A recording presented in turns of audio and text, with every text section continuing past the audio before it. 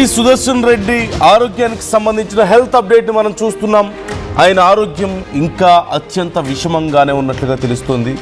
మెదడు పనితీరు మెరుగు చేసేందుకు నిన్న వేసినటువంటి 2 పవర్ఫుల్ ఇంజెక్షన్లు పనిచేయకపోవడంతో ఇప్పుడు డాక్టర్స్లో కూడా ఆందోళన నెలకొంది. పెద్ద యశోదల చేరి ఇవాళకి 4 రోజులు గడిచింది. ఈ 4 రోజులుగా వెంటిలేటర్ పైనే ఉన్నారు. ఇవాళ పెద్దికి మరొక కీలకమైనటువంటి ట్రీట్మెంట్ ఇవ్వబోతున్నట్లుగా తెలుస్తుంది.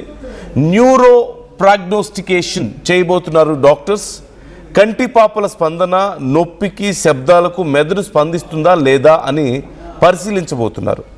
స్వతంత్రంగా శ్వాస తీసుకోగలిగే సామర్థ్యాన్ని పరీక్షించబోతున్నారు వైద్యులు. న్యూరో ప్రాగ్నోస్టికేషన్ తర్వాత మెదడు కోలుకునే అవకాశాలు ఎంతవరకు ఉన్నాయో ఫ్యామిలీకి డాక్టర్స్ వివరించబోతున్నారు. శ్వాస, బ్లడ్ ప్రెషర్ నార్మల్గా ఉండేందుకు వెంటిలేటర్, ఐసీయూ సపోర్ట్ అవసరం అని చెప్పారు. వెంటిలేటర్ సపోర్ట్ చాలా రోజులు అవసరం అంటూ భావిస్తే శ్వాస అందించేందుకు గొంతు భాగంలో ఒక చిన్న రంధ్రం చేయడంపై ఫ్యామిలీతో డాక్టర్స్ చర్చించబోతున్నారు.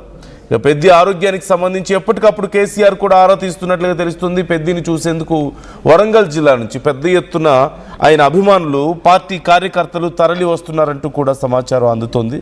సో నిన్న చేసినటువంటి ఇంజెక్షన్స్ పెద్దగా ప్రభావం చూపించలేదు అంటూ మనకు సమాచారం అందుతోంది. ఈ నేపథ్యంలోనే ఇప్పుడు బేసిక్ రెస్పాన్స్ బ్రెయిన్ నుంచి ఉందా లేదా, లైక్ నొప్పికి, సౌండ్కి బేసిక్గా బ్రెయిన్ అసలు రెస్పాండ్ అవుతుందా లేదా అనేది చెక్ చేసే ఆలోచనలో ఉన్నట్లుగా డాక్టర్స్ తెలుస్తుంది. మనకి డీటెయిల్స్ తెలుసుకుందాం. మధు జాయిన్ అవుతున్నారు.